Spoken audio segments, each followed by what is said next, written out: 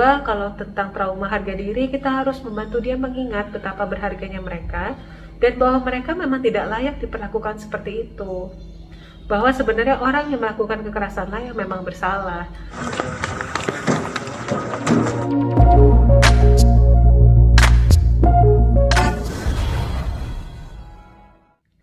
Yang pertama, apa saja faktor yang menjadi pemicu dari perbuatan KDRT?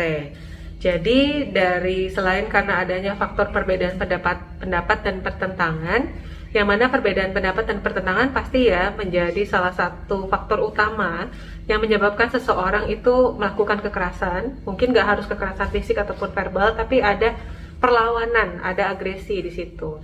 Dan yang jelas yang kedua adalah rasa tersudut ketika seseorang merasa aku nggak bisa membela diri seperti apapun, aku mau melindungi harga diriku. Orang yang tadinya mungkin tidak ada ciri khas kekerasan, dia bisa jadi menunjukkan respon kekerasan kalau memang dia sudah merasa terpojok seperti itu.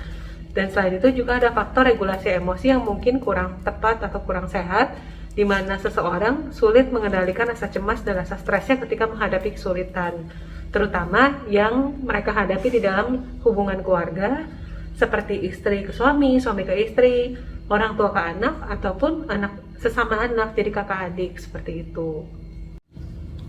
Betul sekali bahwa korban-korban KDRT memang banyak yang tidak berani melaporkan apa yang mereka alamin. Mungkin karena malu, mungkin karena adanya ancaman, mungkin karena adanya pertimbangan akan resiko yang mereka dapat ketika mereka kehilangan orang yang selama ini menyakiti mereka. Biasanya nih karena ada dependensi secara finansial. Kalau misalnya suamiku marah, atau suamiku pergi, atau suamiku masuk penjara, nanti aku tinggal sama siapa, dan sebagainya. Biar bagaimanapun seseorang kan hidup dalam pola ya. Kalau mereka merasa pola ini adalah pola yang sudah familiar, mereka akan membiasakan diri atas pola tersebut dan merasa ini adalah suatu hal yang biasa saja. Mereka tidak menyadari dampaknya ke diri mereka, dampaknya ke anak-anak.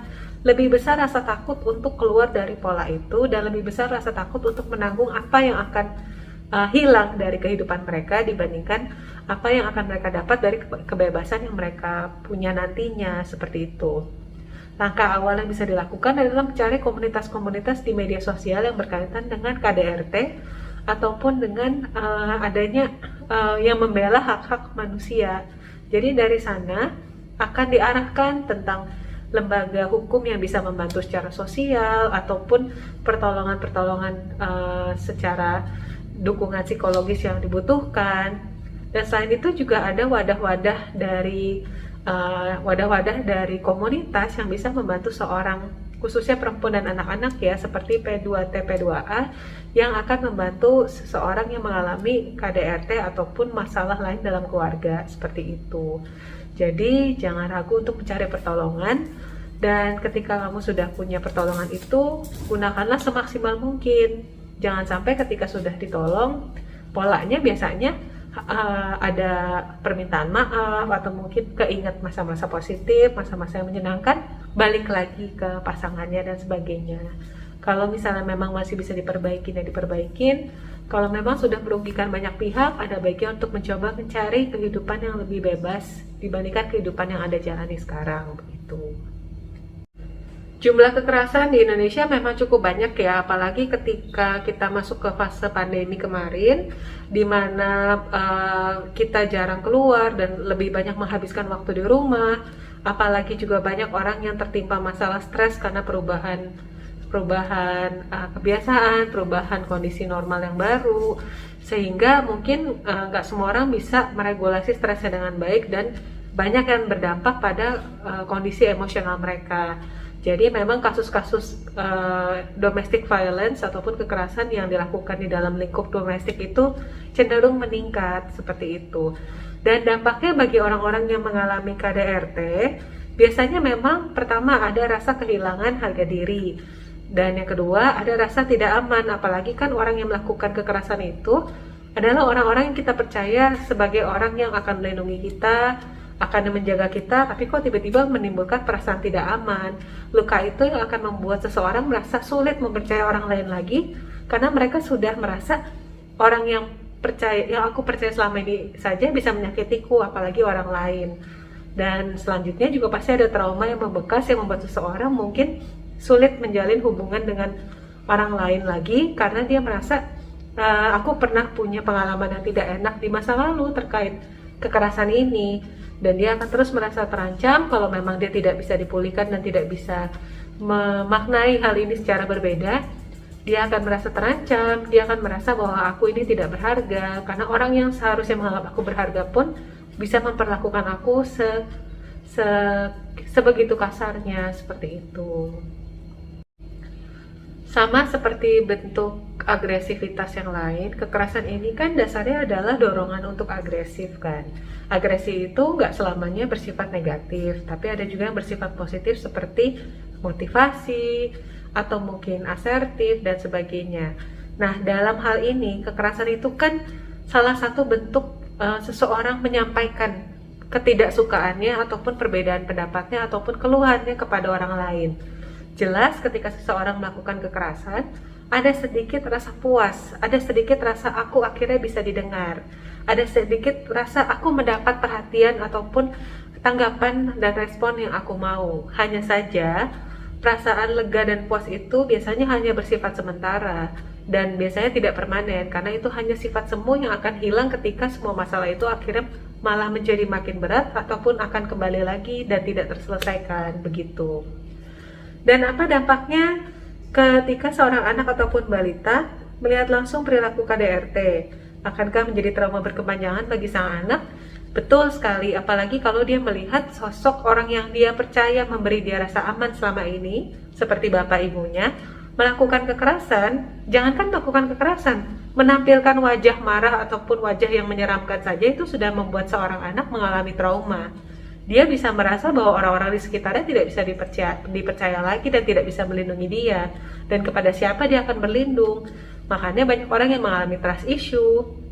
Atau lebih jauh lagi, mungkin jadi merasa mentoleransi kekerasan. Dimana kita sering lihat ya, ada seorang anak atau seorang perempuan yang pada akhirnya dipukulin, ataupun laki-laki yang pada akhirnya diperlakukan tidak adil ataupun mendapat kekerasan, mereka seakan-akan menerima saja karena mereka di rumah melihat mama papaku aja seperti itu. Ya berarti ini bukan suatu hal yang buruk dong kalau memang hal itu tidak ditangani sedari kecil ya. Kalau memang hal itu menetap, dia mungkin bisa memaknai bahwa kekerasan itu adalah suatu hal yang wajar, atau mungkin kekerasan itu adalah suatu hal yang bisa dilakukan oleh siapa aja dan gak ada yang bisa melindungi dia sehingga dia sulit mempercaya orang lain, seperti itu.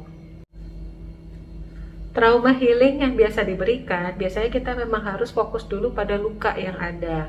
Pertama-tama adalah luka tentang kepercayaan, yang kedua luka tentang harga diri, dan yang ketiga adalah luka tentang rasa aku tidak mampu atau rasa untuk tidak bisa memegang kendali. Ini kita lagi bicara dari ranah psikologisnya ya. Nah, dari tentang luka kepercayaan, mungkin kita bisa bantu dia untuk menyadari kembali orang-orang yang masih bisa dia percaya, membangun komunitas dan hubungan yang sehat dengan orang lain, dan sebagainya. Lalu yang kedua, kalau tentang trauma harga diri, kita harus membantu dia mengingat betapa berharganya mereka, dan bahwa mereka memang tidak layak diperlakukan seperti itu. Bahwa sebenarnya orang yang melakukan kekerasanlah yang memang bersalah, dan bukan berarti apapun kesalahan Anda, nggak bisa Anda dengan sebegitunya layak untuk diperlakukan secara tidak adil ataupun untuk mengalami kekerasan. Selain itu, yang ketiga yaitu tentang perasaan mampu, yaitu kita menyadarkan kembali bahwa dia sudah semaksimal mungkin menjaga dirinya dan juga menjaga lingkungannya, dan itulah sisi kemampuan dia.